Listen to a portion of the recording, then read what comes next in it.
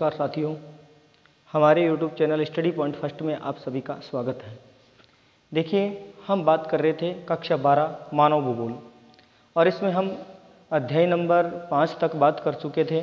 आज हम बात करेंगे अध्याय नंबर 6 तृतीय और चतुर्थ क्रियाएं की। तो आइए शुरुआत करते हैं तृतीय और चतुर्थ क्रियाओं की। लेकिन तृतीय और चतुर्थ क्रियाओं की शुरुआत करने से पहले एक ज़रूरी बात कि यदि आपने अभी तक हमारे YouTube चैनल को सब्सक्राइब नहीं किया है तो हमारे YouTube चैनल को सब्सक्राइब कर लीजिए ताकि आने वाली हर वीडियो की नोटिफिकेशन सबसे पहले आप तक पहुंचे। देखिए, जो मानव भूगोल कक्षा 12 जो बुक है, इसको मैंने YouTube प्लेटफॉर्म पर जो है चलाने की एक मुहिम चलाई है।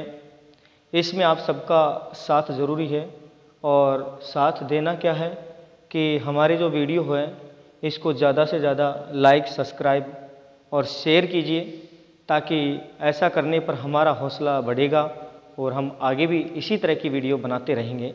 चलो शुरुआत करते हैं अध्याय नंबर 6 तृतीय और चतुर्थ क्रियाओं की। देखिए, तृतीय और चतुर्थ क्रियाओं की बात कर रहे हैं हम, तो जो क्रियाएं हैं आर्थिक क्रियाओं की हम बात करें, ये आर्थिक क्रियाएं हैं। तो आर्थिक क्रियाओं को वैसे मोटे तौर पर 4 भागों में बांटा है। कौन कौन सी है? प्राथमिक क्रिया है और द्वितीयक क्रिया है और तृतीयक क्रिया है और चतुर्थ क्रिया।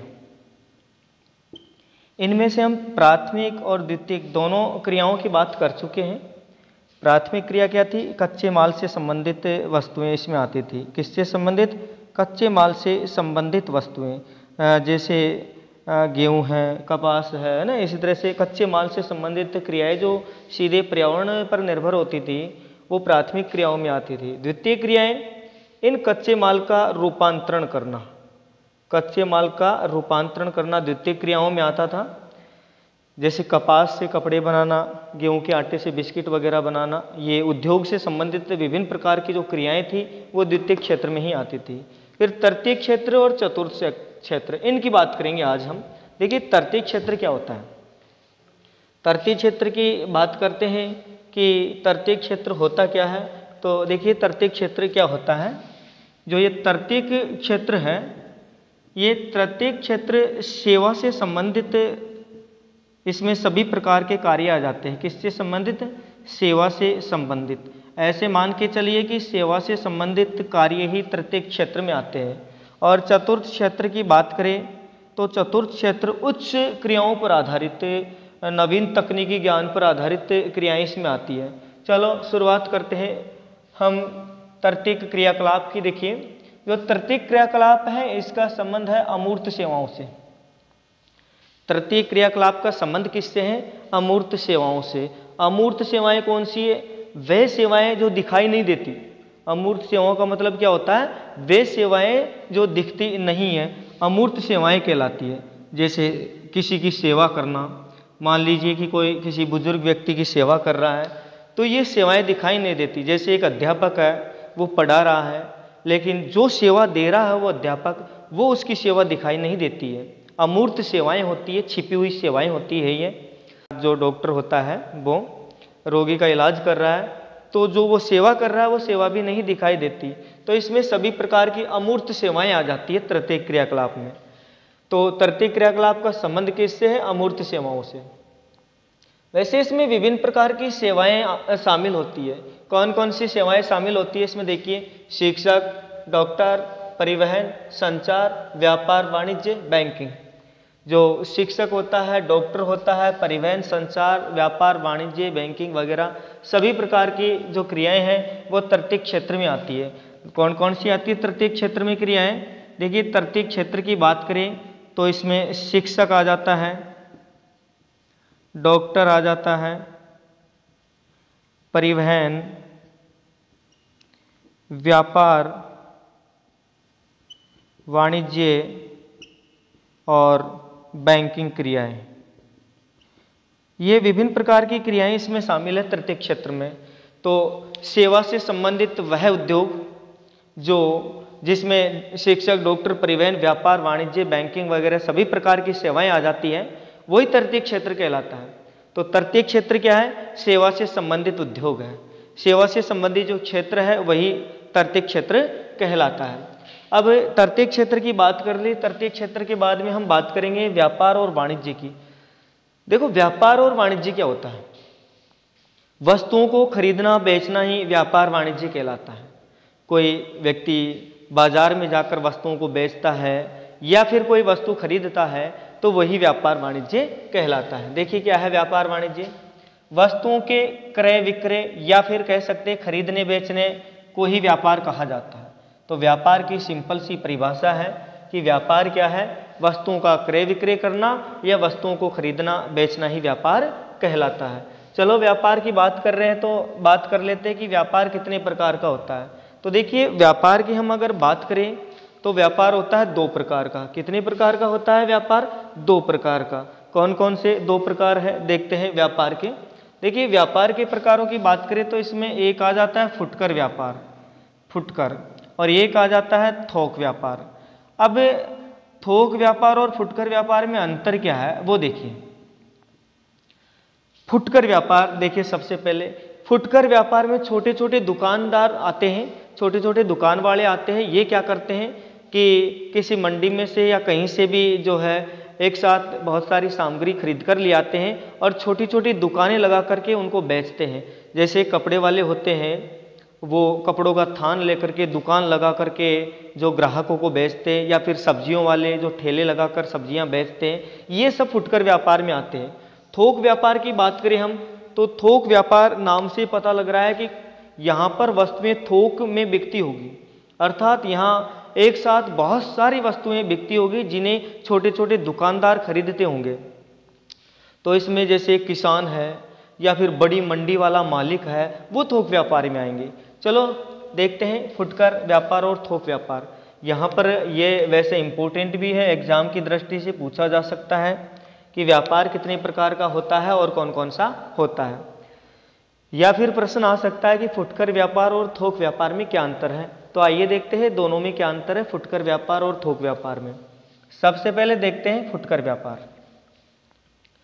देखिए, फुटकर व्यापार क्या होता है? इसमें उपभोक्ता वस्तुओं को प्रत्यक्ष रूप से खरीदता है। फुटकर व्यापार में क्या होता है? जो उपभोक्ता होता है वो वस्तुओं को प्रत्यक्ष सीधे तौर पर खरीदता है। तो कैसे खरीदता है सीधे तौर पर, वो भी देख लेते हैं कि फुटकर व्यापार में उपभोक्ता वस्तुओं को सीधे तौर पर कैसे खरीदता है। जैसे ये एक दुकानदार है, और दुकान भी कैसी, बहुत बड़ी दुकान है ये। अब यहाँ कोई ग्राहक जाएगा और ये ग्राहक इस दुकान पर से सीधा सामान खरीदेगा। क्या खरीदेगा? सामान या वस्तुएं खरीदेगा। तो ये फुटकर व्यापारी हो गया। छोटे छोटे रेहड़ी या दुकानदार वाले इसमें आते हैं। ये मैं उस दुकान की बात कर रहा हूँ जो बहुत बड़ी दुकान होती है, वहाँ से छोटे छोटे दुकानदार जो होते हैं बड़े सामान खरीदते हैं। या ग्राहक भी जो उपभोक्ता होता है। उपभोक्ता होता क्या है? पहले तो उपभोक्ता के बारे में ही बात कर ले अपन। तो उपभोक्ता किसे कहते हैं? ये क्या होता है? उपभोक्ता ग्राहक, अर्थात वस्तुओं को खरीदने वाला। किसको खरीदने वाला? वस्तुओं को खरीदने वाला।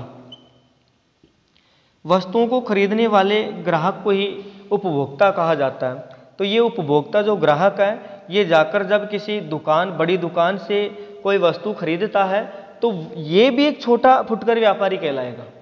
तो देखिए इसमें क्या है, इसमें उपभोक्ता वस्तुओं को प्रत्यक्ष रूप से खरीदता है। ये प्रत्यक्ष रूप से सीधे तरीके से दुकानदार से कोई वस्तु खरीद रहा है उपभोक्ता, है ना, तो ये फुटकर व्यापारी कहलाएगा। आगे देखिए, इसके अंतर्गत फुटकर दुकानें अर्थात छोटी छोटी दुकानें। फुटकर दुकानों से मतलब क्या होता है? फुटकर दुकानों का मतलब होता है छोटी छोटी दुकानें।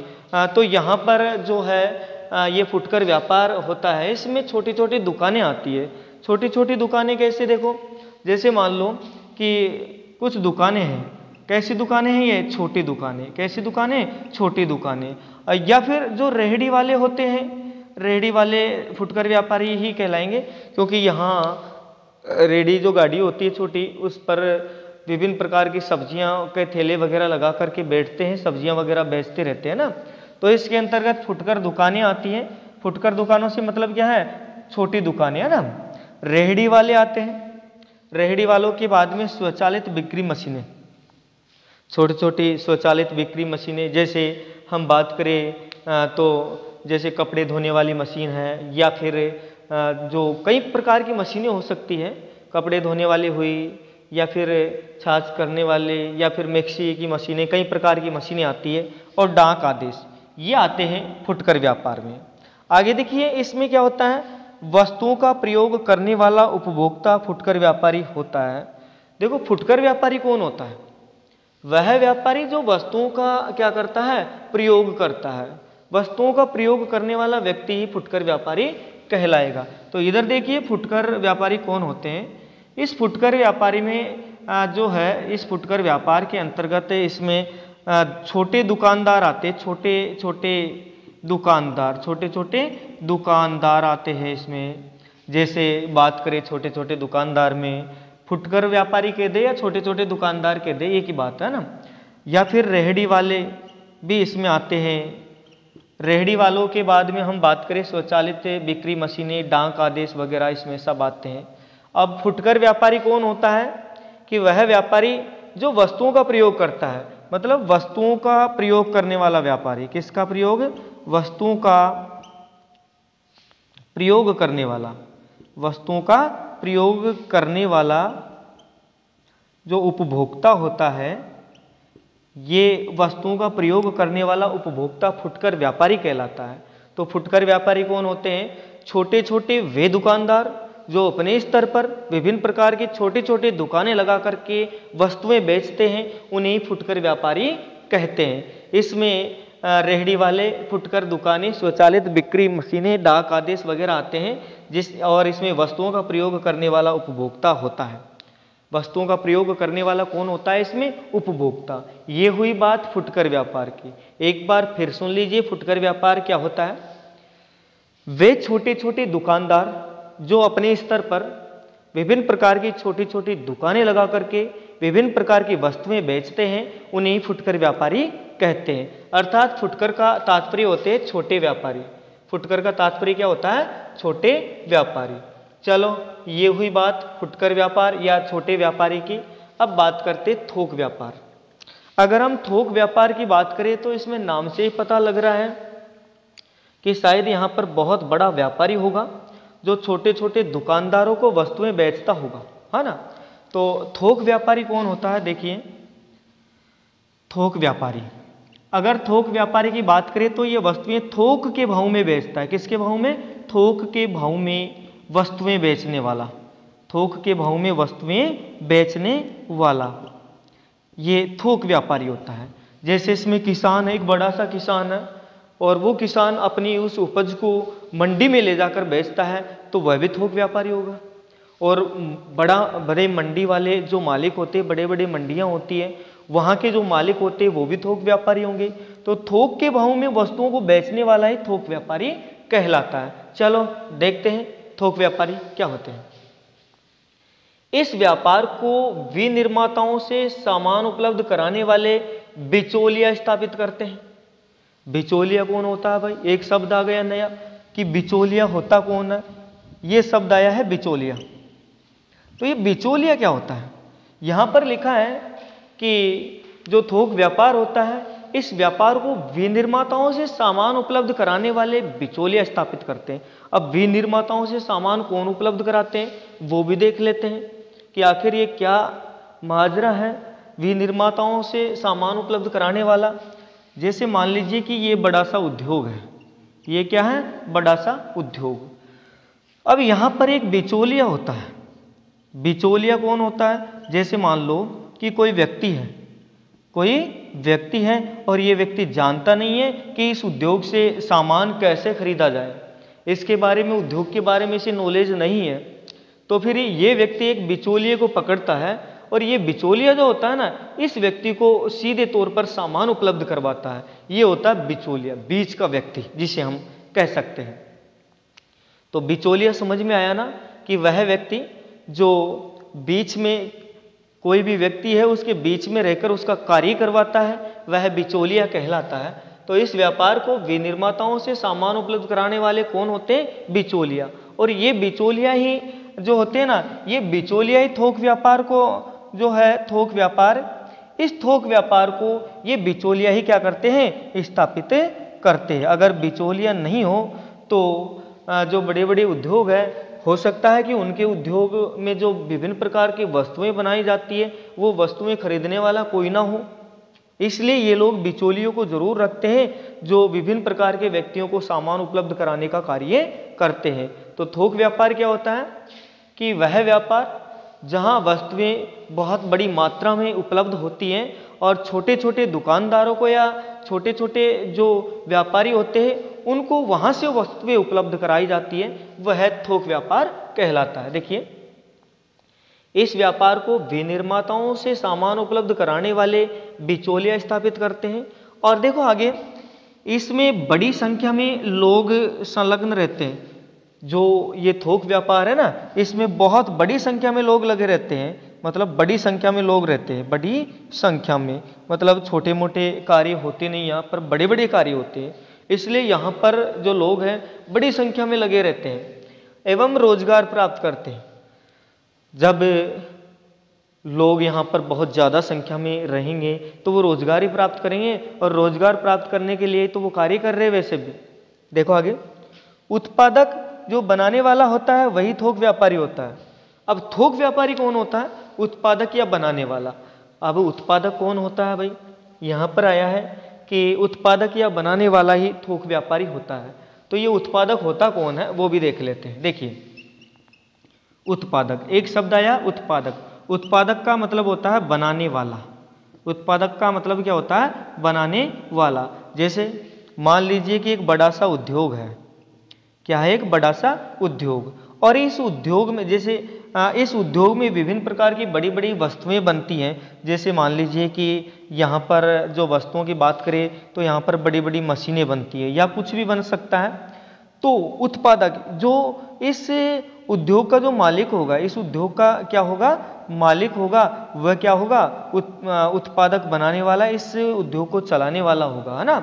तो उत्पादक या बनाने वाला होता है वही थोक व्यापारी। और इस मालिक से विभिन्न प्रकार के जो दुकानदार हैं, दुकानदार या फिर जरूरतमंद लोग हैं, वो क्या लेके जाएंगे, वो विभिन्न प्रकार की वस्तुएं खरीद के लेके जाएंगे। तो ये मालिक क्या हुआ इस उद्योग का, ये मालिक हुआ थोक व्यापारी। क्या हुआ, थोक व्यापारी। और जो छोटे छोटे दुकानदार थे ये क्या हुए, ये हुए फुटकर व्यापारी। क्या हुए, फुटकर व्यापारी। तो ये था थोक व्यापार और फुटकर व्यापार।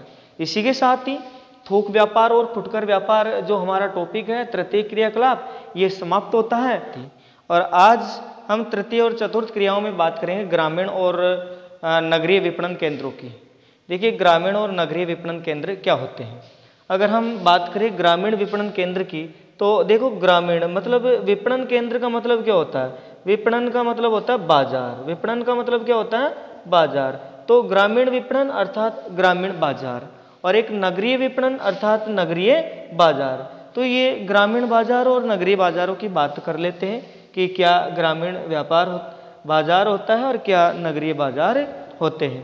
तो चलो आइए शुरुआत करते हैं ग्रामीण विपणन केंद्र और नगरीय विपणन केंद्रों की। देखिए, ग्रामीण विपणन केंद्र क्या है। ये केंद्र अर्थात जो ग्रामीण विपणन केंद्र है, ये निकटवर्ती बस्तियों का पोषण करते हैं।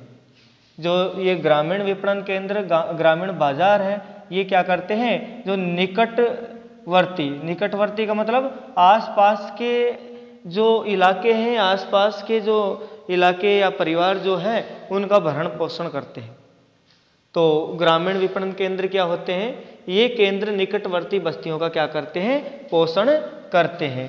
आगे देखिए, जो ग्रामीण विपणन केंद्र है, ये केंद्र स्थानीय संग्रहण और वितरण केंद्र की सेवाएं प्रदान करते हैं। स्थानीय स्तर पर ही विभिन्न प्रकार की सेवाएं प्रदान करते हैं। स्थानीय स्तर पर किसी वस्तु का संग्रहण करना या फिर किसी वस्तु के द्वारा विभिन्न प्रकार की सेवाएं देना। तो ग्रामीण विपणन केंद्र स्थानीय संग्रहण और वितरण केंद्रों की सेवाएं प्रदान करते हैं, मतलब ये स्थानीय स्तर के होते हैं। ग्रामीण विपणन केंद्र क्या होते हैं? किसी गांव विशेष में, किसी गांव विशेष में स्थानीय बाजार, क्या? स्थानीय बाजार। जो ये ग्रामीण विपणन केंद्र है, ये छोटे छोटे बाजार होते हैं, मतलब यहाँ पर छोटी छोटी दुकानें लगाई जाती है बाजार की, और यहाँ पर इस बाजार में छोटी छोटी दुकानें लगा करके विभिन्न प्रकार के जो व्यापारी होते हैं, ये ग्राहकों को वस्तुएं देने का कार्य करते हैं। तो ये ग्रामीण स्तर पर ही ये कार्य करती हैं ये दुकानें, अर्थात ये कह सकते हैं कि ये जो दुकानदार हैं वो ग्रामीण स्तर पर ही विभिन्न प्रकार की सामग्रियां बेचते हैं। आगे देखिए, इन केंद्रों पर, कौन से केंद्रों पर? ग्रामीण विपणन केंद्रों पर व्यक्तिगत और व्यावसायिक सेवाएं सुविकसित नहीं होती, बड़ी बड़ी सेवाएं नहीं मिलती। यहाँ पर ग्रामीण स्तर पर यहाँ छोटी सेवाएं ही प्राप्त होती है, जैसे बड़े बड़े वकील या फिर बड़े बड़े चिकित्सक, इनकी व्यवस्थाएं गांव में नहीं होती, बड़े बड़े अस्पतालों की व्यवस्थाएं नहीं होती गांव में। अर्थात ये कह सकते हैं कि ये छोटी सेवाएं प्रदान करते हैं ग्रामीण विपणन केंद्र जो होते हैं जो। तो इन केंद्रों पर व्यक्तिगत और व्यावसायिक सेवाएं सुविकसित नहीं होती, अच्छी तरह की सेवाएं यहाँ नहीं मिल पाती। अगर उच्च क्वालिटी की सेवाएं प्राप्त करनी है तो फिर नगरों में जाना पड़ता है। जैसे उदाहरण के तौर पर हम बात करें कि एक अच्छी सी स्कूल में पढ़ना है, गांव में हो सकता है अच्छी सी स्कूलों की व्यवस्था ना हो, इसलिए उसे नगरीय क्षेत्रों की ओर जाना पड़ता है। और अगर मान लीजिए कोई व्यक्ति है, बीमार पड़ता है, जो रोगी है, उसको हो सकता है चिकित्सा व्यवस्था गांव में न मिल पाए, अच्छी सुविधाएं न होने के कारण, इसलिए उसे ऐसी व्यवस्थाएं या ऐसी सेवाएं प्राप्त करने के लिए कहाँ जाना पड़ता है? नगरों में जाना पड़ता है। तो ग्रामीण विपणन केंद्रों में सुविकसित सेवाएं उपलब्ध नहीं होती। आगे देखिए क्या है, ये केंद्र, कौन से केंद्र? ग्रामीण विपणन केंद्र केवल स्थानीय ग्रामीण आवश्यकताओं को ही पूरा कर सकते हैं। छोटी दुकानें होती है, इतनी बड़ी दुकानें होती नहीं है, इसलिए जो ये ग्रामीण विपणन केंद्र होते हैं ना, वो स्थानीय ग्रामीण आवश्यकताओं की पूर्ति कर सकते हैं। तो ग्रामीण विपणन केंद्र स्थानीय ग्रामीण आवश्यकताओं को ही पूरा कर सकते हैं। आगे देखिए क्या है, यहाँ पर साप्ताहिक या महीने में किसी निश्चित दिन या तारीख को क्या लगता है? हाट बाजार लगता है। अब ये हाट बाजार क्या होता है? हाट बाजार से मतलब होता है छोटा बाजार, मतलब यहाँ एक मेला लगता है छोटा सा, किसी सप्ताह के एक वार को या महीने में किसी निश्चित दिन। तो यहाँ पर इस छोटे जो ये छोटा बाजार होता है, इस छोटे बाजार में यहाँ के जो लोकल लोग होते हैं, ग्रामीण लोग होते हैं, ये विभिन्न प्रकार की वस्तुएं प्राप्त कर सकते हैं, क्योंकि रोजाना बड़ी बड़ी वस्तुएं मिल नहीं पाती ग्रामीण क्षेत्र में। इसलिए यहाँ पर जब भी कोई मेला लगता है, जिसे हाट बाजार कह सकते हैं, छोटा बाजार लगता है, या तो सप्ताह के किसी एक दिन या महीने में या पखवाड़े में किसी एक दिन जो ये मेला लगता है, यहाँ से गांव के लोग विभिन्न प्रकार की वस्तुएं प्राप्त करते हैं। तो ये था ग्रामीण विपणन केंद्र। ग्रामीण विपणन केंद्र के बाद में हम आगे बात करेंगे नगरीय विपणन केंद्र की, कि नगरीय विपणन केंद्र क्या होता है। नगरीय विपणन केंद्र का मतलब होता है नगरीय बाजार। क्या होता है नगरीय विपणन केंद्र का मतलब? नगरीय बाजार। अब नगरीय बाजारों की बात करें तो नाम से पता लग रहा है कि ये तो नगरों में विभिन्न प्रकार की जो वस्तुएं हैं वो मिलती होगी। तो नगरों में बड़ी बड़ी स्तर की वस्तुएं या सेवाएं प्राप्त होती है। देखो क्या है नगरीय विपणन केंद्र, देखो ये केंद्र, कौन से केंद्र? नगरीय विपणन केंद्र अधिक विशिष्टीकृत नगरीय सेवाएं प्रदान करते हैं। जो ग्रामीण विपणन केंद्र थे ये तो छोटी सेवाएं प्रदान करते थे, जबकि नगरीय विपणन केंद्र जो है बड़ी सेवाएं प्रदान करते हैं। यहाँ अधिक विशिष्टीकृत नगरीय सेवाएं मिलती हैं विभिन्न प्रकार की। तो नगरीय विपणन केंद्र में क्या होता है? यहाँ पर विशिष्टीकृत नगरीय सेवाएं मिलती है, अर्थात ये नगरीय विपणन केंद्र अधिक विशिष्टीकृत सेवाएं प्रदान करते हैं। आगे देखिए, ये केंद्र स्थानीय सेवाओं के साथ साथ विशिष्टीकृत वस्तुएं व सेवाएं भी प्रदान करते हैं। जो नगरीय विपणन केंद्र है ये स्थानीय सेवा तो जो ये नगरीय विपणन केंद्र है ना, ये स्थानीय सेवाएं तो प्रदान करते ही है। स्थानीय सेवाओं के साथ साथ दूर दराज के ग्रामीण क्षेत्र के जो लोग होते हैं वो भी यहाँ आकर के विभिन्न प्रकार की सेवाएं प्रदान कर सकते हैं, विभिन्न प्रकार की सेवाएं ले सकते हैं, कहने का मतलब। तो ये केंद्र स्थानीय सेवाओं के साथ साथ क्या करते हैं, विशिष्टीकृत वस्तुएं और सेवाएं भी प्रदान करते हैं। अर्थात नगरों के साथ साथ ये गांवों के व्यक्तियों की आवश्यकताओं की पूर्ति भी करते हैं। आगे देखिए, ये केंद्र विनिर्मित वस्तुएं प्रदान करते हैं। जो नगरीय विपणन केंद्र थे ये विनिर्मित वस्तुएं प्रदान करते हैं, अर्थात बनी बनाई वस्तुएं प्रदान करते हैं, जबकि ग्रामीण विपणन केंद्रों में अधिकतर कच्ची वस्तुएं मिलती हैं, जैसे किसानों के द्वारा विभिन्न प्रकार की फसलें वगैरह जो है। बल्कि जो नगरीय विपणन केंद्र है यहाँ पर कच्ची नहीं बल्कि विनिर्मित वस्तुएं मिलती हैं। किसी वस्तुओं का निर्माण जो होता है और जो उन वस्तुओं का जो निर्माण हुआ वो विनिर्मित जो वस्तुएं हैं वही यहाँ पर प्राप्त होती हैं। तो ये केंद्र विनिर्मित वस्तुएं प्रदान करते हैं और भी यहाँ पर अधिक विशिष्टीकृत सेवाएं मिलती है। कौन कौन सी, जैसे अध्यापक, वकील, चिकित्सक, परामर्शदाता आदि। यहाँ पर विभिन्न प्रकार के अध्यापकों की सुविधा, वकील, चिकित्सक की सुविधा, विभिन्न प्रकार के बड़े बड़े परामर्शदाता जो परामर्श देने वाले होते हैं वो सभी प्रकार की सेवाएं यहाँ प्राप्त होती हैं। यहाँ पर कहाँ पर, नगरीय विपणन केंद्रों में प्रतिदिन बड़े बाजार लगते हैं।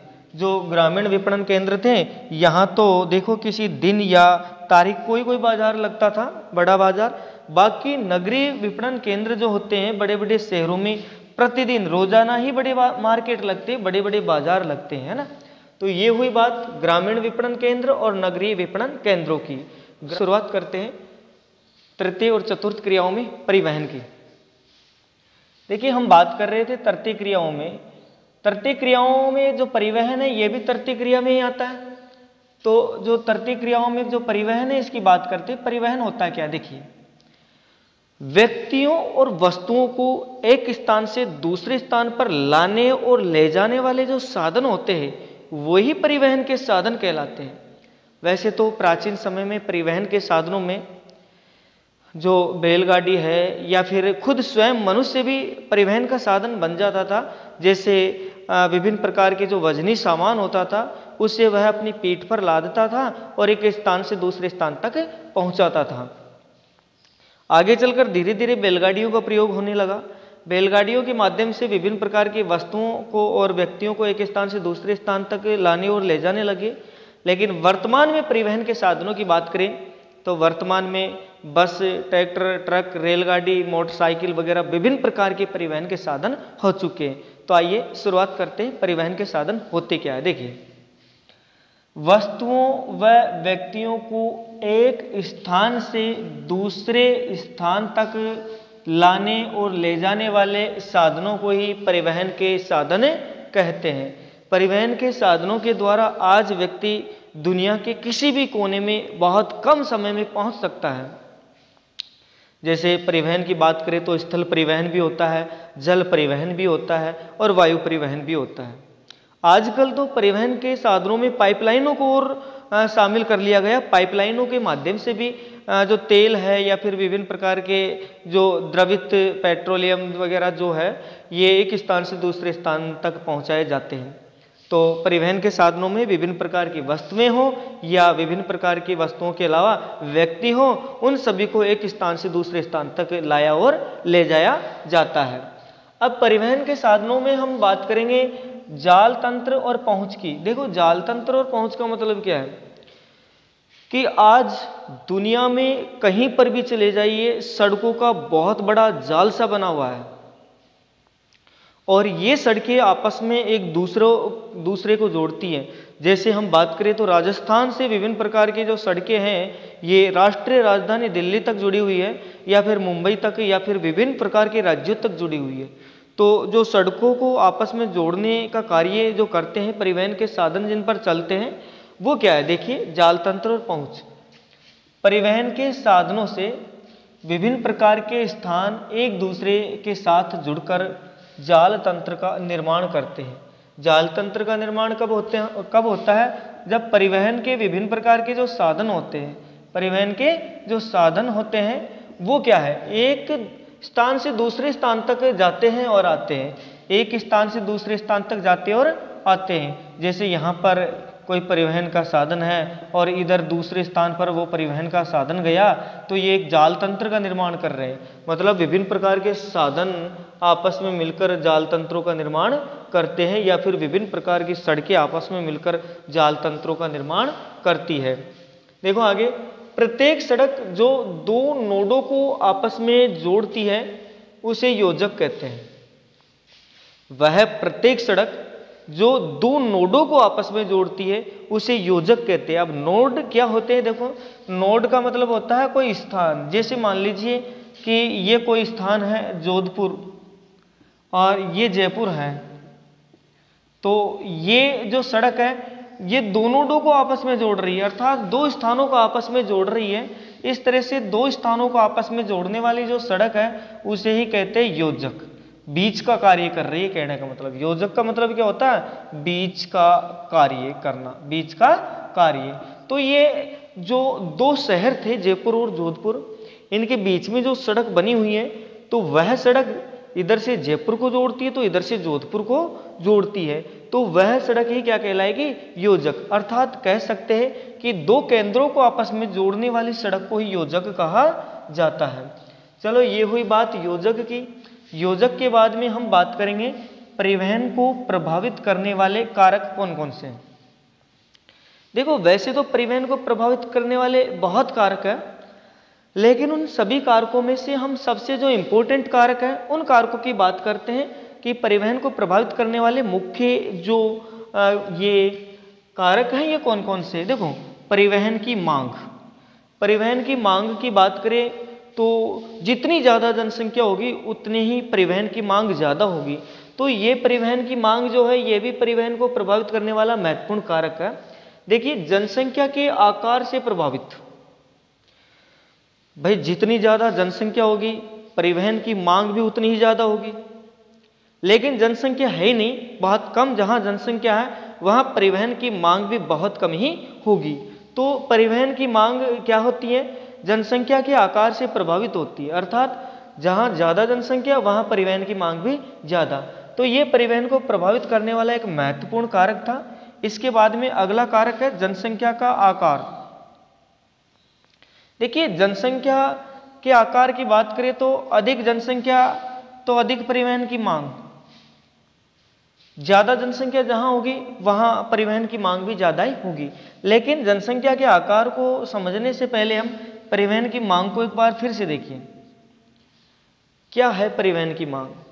वर्तमान में जनसंख्या बहुत तीव्र गति के साथ बढ़ रही है और जनसंख्या का आकार बहुत बड़ा है, अतः ज़्यादा जनसंख्या होगी तो परिवहन की मांग भी ज़्यादा ही होगी, परिवहन के साधनों का ज़्यादा इस्तेमाल करेंगे वो, तो जनसंख्या का आकार जिस तरह से बढ़ रहा है उसी तरह से आज परिवहन की संख्या भी बढ़ रही है।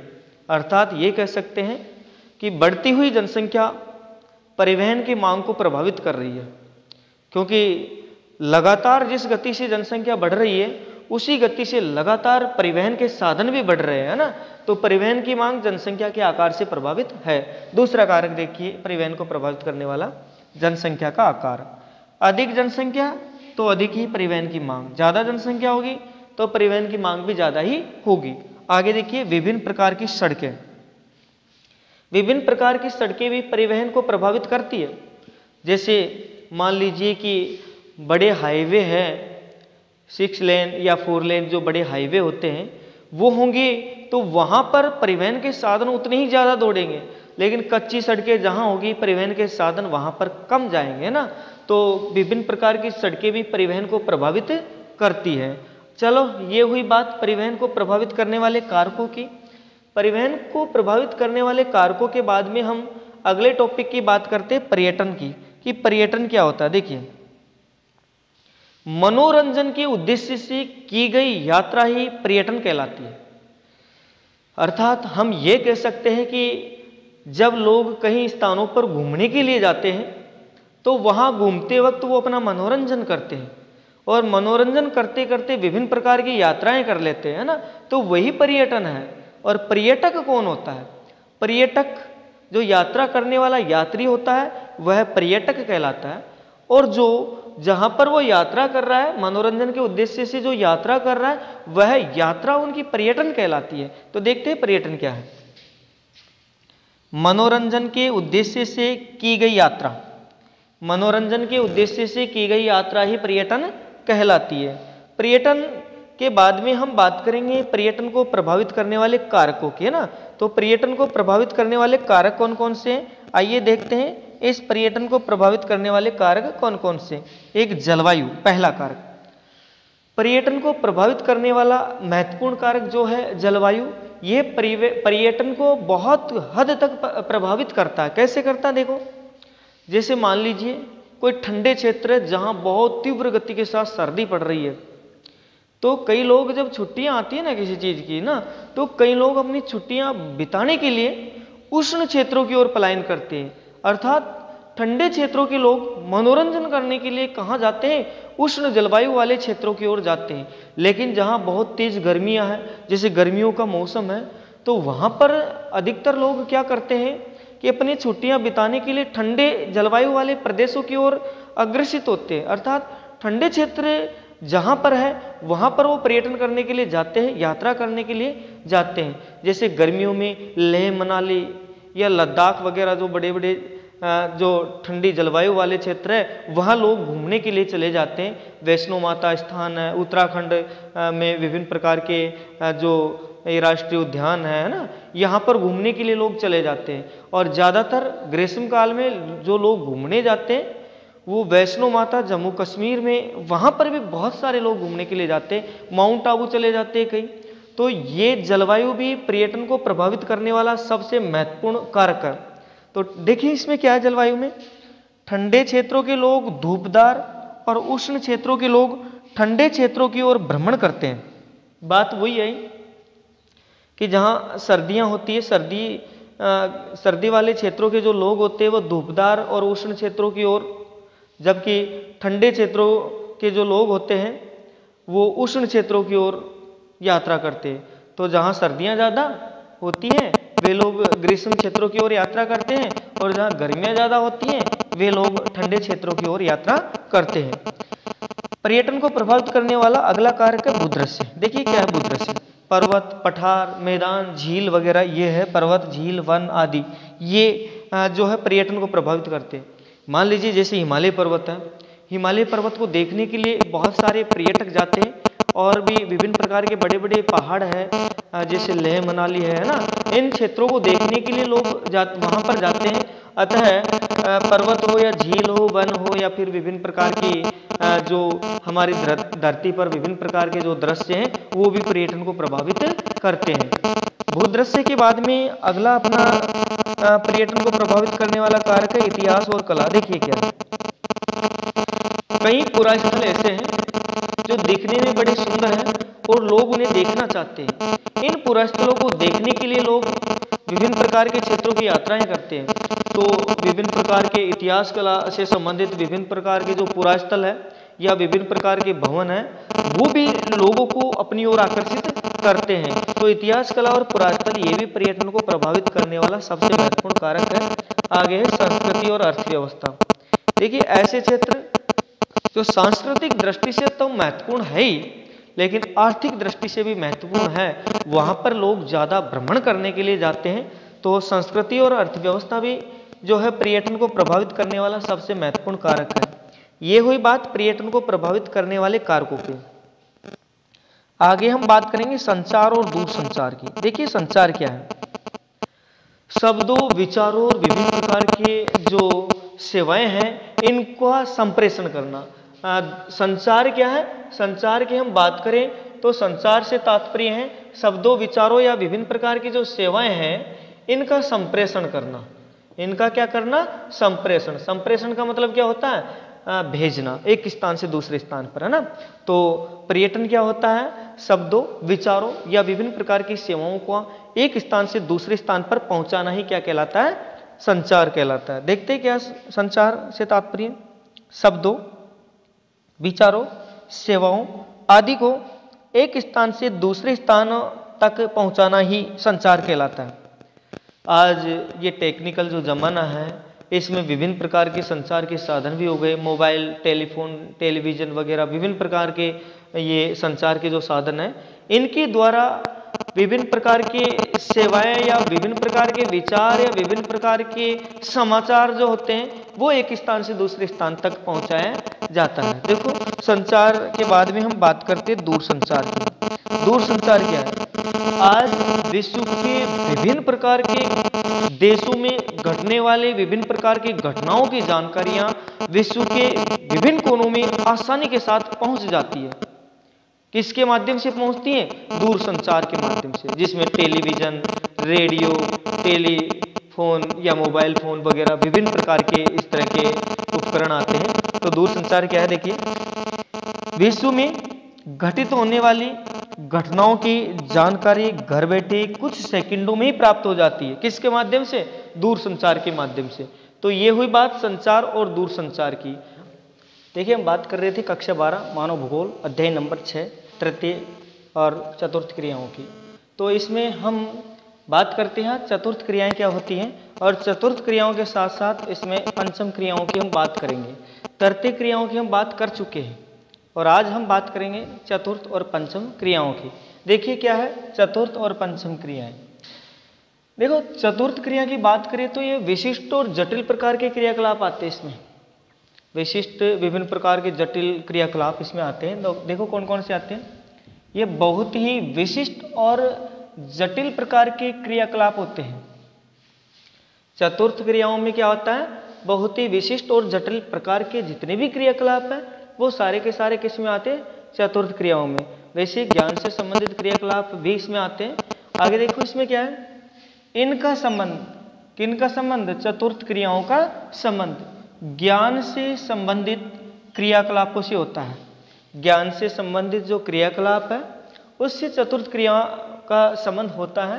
तो चतुर्थ क्रिया बहुत ही विशिष्ट और जटिल प्रकार के क्रियाकलाप होते हैं जिनका संबंध किससे होता है? ज्ञान से संबंधित क्रियाकलापों से। जैसे सूचना, शोध और विकास। विभिन्न प्रकार की सूचनाएं हैं, विभिन्न प्रकार के अनुसंधान कार्य, शोध कार्य हैं और विभिन्न प्रकार के विकास से संबंधित जितने भी कार्य हैं वो चतुर्थ क्रियाकलाप में आते हैं। आगे देखिए, चतुर्थ शब्द से क्या तात्पर्य है?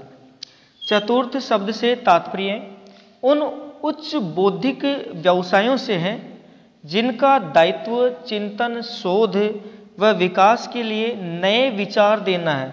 नए विचार, जहां पर भी नए विचार शब्द आए, मान लीजिए वो चतुर्थ क्रियाकलाप है। यहाँ नए नए विचार देना, किसी अनुसंधान के लिए जो है नए नए विचार दिए जाते हैं वो चतुर्थ क्रियाकलाप में आते हैं। तो चतुर्थ क्रियाकलाप शब्द क्या है? देखो, चतुर्थ शब्द से तात्पर्य उन उच्च बौद्धिक व्यवसायों से है जिनका दायित्व चिंतन, शोध व विकास के लिए नए विचार देना है।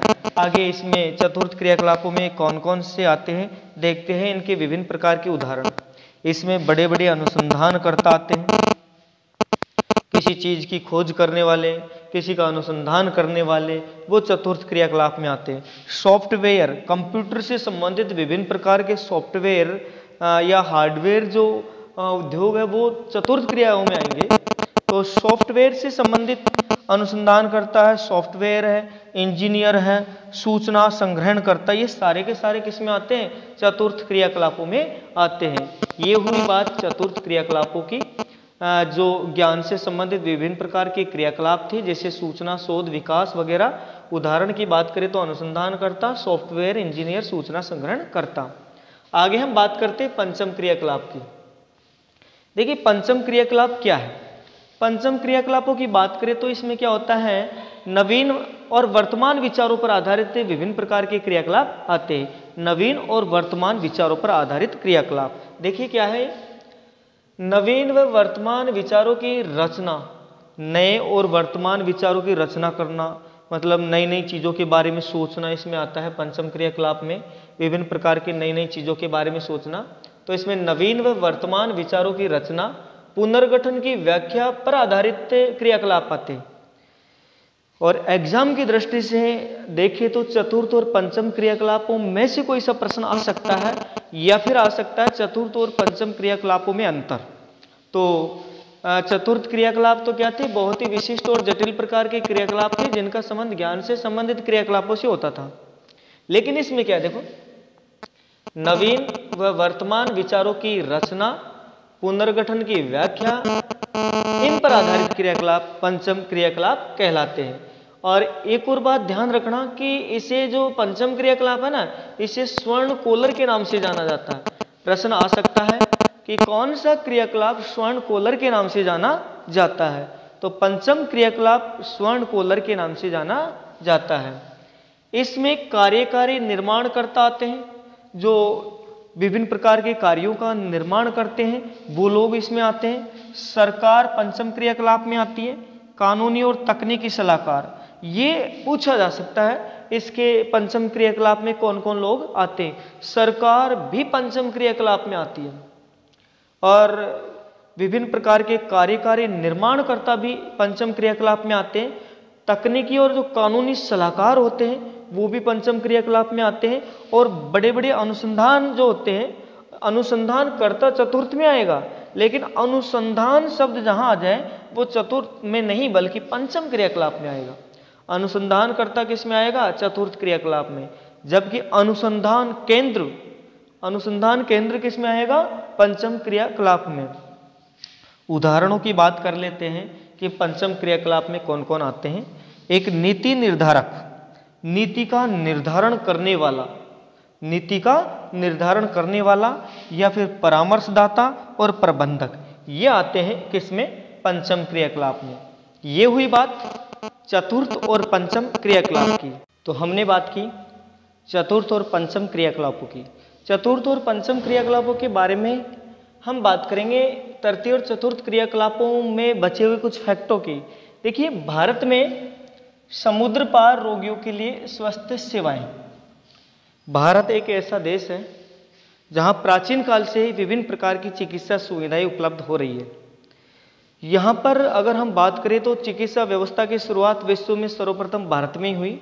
और वैसे भी देखिए 2005 में यूएसए जो संयुक्त राज्य अमेरिका है, यहाँ से 55,000 रोगी भारत आए। भारत में ऐसी चिकित्सा व्यवस्थाएं हैं कि समुद्र पार देशों के लोगों को भी अपने उपचार के लिए भारत आना पड़ता था पहले, लेकिन आज भी समुद्र पार देशों के लोग भारत में चिकित्सा व्यवस्थाएं प्राप्त करने के लिए आ रहे हैं। और संयुक्त राज्य अमेरिका से भी 2005 में 55,000 रोगी भारत आए थे। भारत विश्व में चिकित्सा पर्यटन में अग्रणी देश बनकर उभरा है।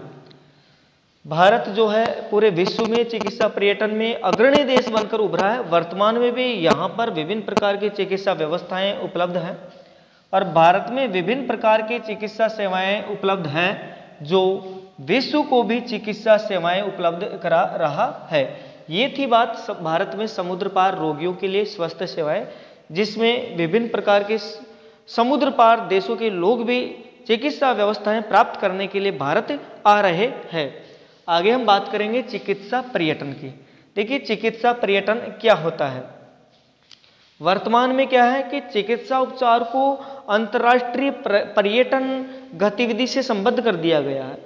चिकित्सा उपचार को क्या कर दिया, अंतर्राष्ट्रीय पर्यटन गतिविधि से संबद्ध कर दिया, जिसे चिकित्सा पर्यटन कहा गया। देखते हैं चिकित्सा पर्यटन में क्या लिखा है। देखिए, जब चिकित्सा उपचार को अंतर्राष्ट्रीय पर्यटन गतिविधि से, जब चिकित्सा उपचार को अंतर्राष्ट्रीय पर्यटन गतिविधि से संबद्ध कर दिया जाए तो उसे चिकित्सा पर्यटन कहते हैं। तो ये हुई बात चिकित्सा पर्यटन की कि जब चिकित्सा उपचार को अंतर्राष्ट्रीय पर्यटन गतिविधि से संबद्ध कर दिया जाए तो उसे चिकित्सा पर्यटन कहते हैं। आगे हम बात करेंगे अगले फैक्ट अंकीय विभाजन की। अंकीय विभाजन क्या है। देखो, अंकीय विभाजन की बात करें तो ये क्या है, विभाजन से तात्पर्य क्या है कि कई देश ऐसे होते हैं जो सशक्त होते हैं, विकसित होते हैं, और कई देश ऐसे होते हैं जो पिछड़े हुए होते हैं। उनके बीच में जो हम बात करें तो जो विकसित और पिछड़े हुए जो देश हैं या विकासशील जो देश हैं, उनके बीच में सूचना संचार प्रौद्योगिकी या फिर विभिन्न प्रकार की सेवाओं से संबंधित जो गैप पाया जाता है, जो अंतराल पाया जाता है, वही अंकीय विभाजन कहलाता है। देखिए क्या लिखा है अंकीय विभाजन के बारे में। सूचना और संचार प्रौद्योगिकी और भी विभिन्न प्रकार की सेवाएं, इनमें सूचना संचार प्रौद्योगिकी में विकसित देश बहुत आगे निकल गए। विकसित देश क्या निकल गए? सूचना संचार प्रौद्योगिकी में विकसित देश बहुत आगे निकल गए हैं, है ना, लीड ले लिए, मतलब कहने का तात्पर्य है। जबकि विकासशील देश कुछ पिछड़ गए। जबकि जो विकासशील जो देश है, कौन से देश? विकासशील देश, ये क्या हो गए? पिछड़ गए, माइनस में जा रहे हैं, है ना, जिसे अंकीय विभाजन कहा गया। मतलब विकसित और विकासशील देशों के बीच में जो विकास के क्षेत्र को लेकर के जो अंतर पाया जाता है, उसे ही क्या कहते हैं? अंकीय विभाजन। क्या कहते हैं?